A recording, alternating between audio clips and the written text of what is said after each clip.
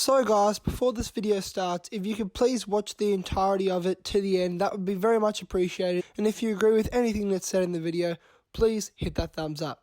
Cheers and enjoy the video. What's up TJC team, what's going on?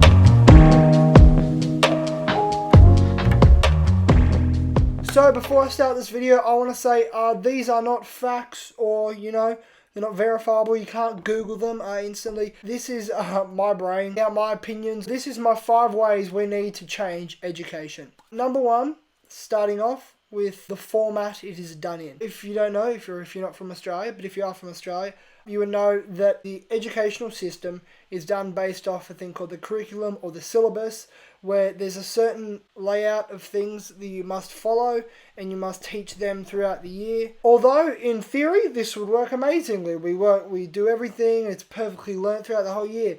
Unfortunately, in that case, because through the year there's only 365 days, but actually throughout school, including 2 weeks every term, give or take about 11 weeks taken away from the school year. So you've only got a small period of time to actually teach them all these things. So in doing so, all this work literally gets shoved down our throats. Like literally, one day you'll be doing this, and then you're doing this, and this, and this, and this, and this. You don't actually get to truly learn anything. Now, the actual definition, I believe, of learning is to develop an understanding of something.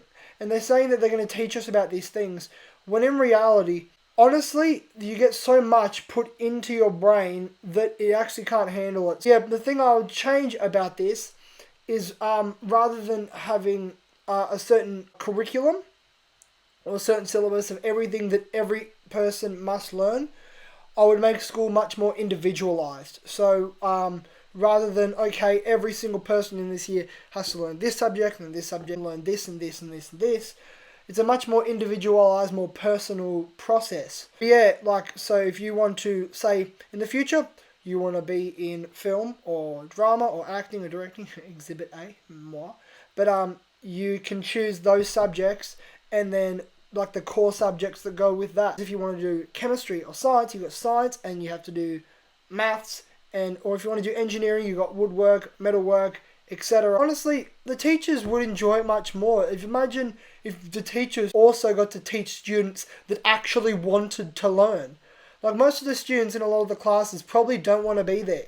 So why make a class where students don't want to be there when you can have a class where kids want to be there, and overall it's a much happier learning environment. My second aspect would be the actual layout of the way a school works. So a school, there'll be a whole lot of classrooms. So say a layout, you've got classrooms here, here, here, and here. Now, classrooms, they're good for small periods of time. For example, at school, sometimes you can have a period that goes for 75 minutes long. Now, sitting in a chair at a desk that's literally about this wide, trying to sit there for 75 minutes and keep concentration on what the teacher is actually trying to tell you, it's literally impossible. They're expecting us to work at 100% capacity when not giving us the correct environment that we actually need to work at 100% capacity. Rather than, if you ask many students, and it's like, do you want to sit inside where it will be warm and cramped, and you have to sit at a table for 75 minutes listening to a teacher write up a bunch of gobbledygook on the board, and you have to take it in without them explaining it whatsoever? Do you want to do that? Or do you want to go outside and actually learn something because you're in the air, you're being able to pay attention? I've seen plenty of kids, they go lightheaded in classrooms. Make classrooms more open. Learn outside. Go outside. Or even just do maybe a little 10-minute break in every lesson. Just split it up. Go outside, take some fresh air, go out, do some physical activity, then come back inside. Everyone's got all their energy out, and then you can actually learn some more. Step 3, the way in which we are taught. Common thing, teachers, you get your whiteboard marker, learn that immediately. But when it comes to writing paragraphs and paragraphs on the board and you having to take it in on your own terms, it's preposterous. Say if there was a blind man, you're trying to tell him exactly what this says. It's like trying to draw him a picture and give it to him. It's not going to work. So when you've got something and a kid doesn't understand exactly what's happening, Narrow it down more. Don't make it so extensive. And it doesn't matter if it takes longer or if it's more intricate.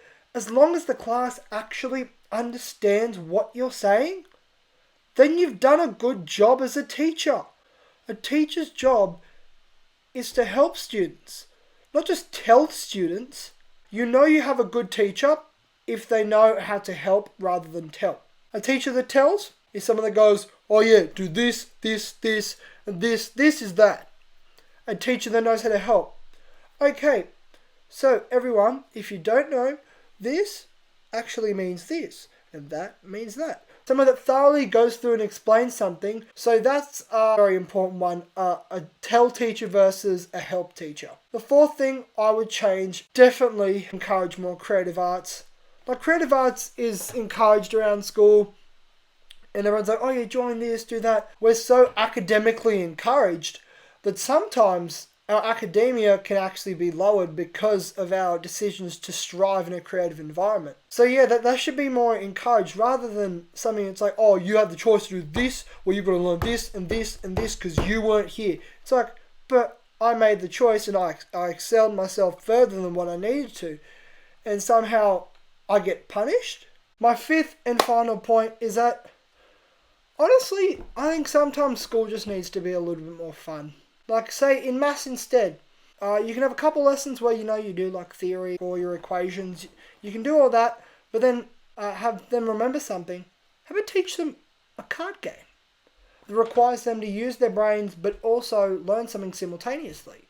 But honestly, remember it better because they were having fun. For example, when people play, like, video games or games on their phone, it may just seem like, oh, they're just aimlessly scrolling or doing this. Think about how much they remember about these video games and what they're doing.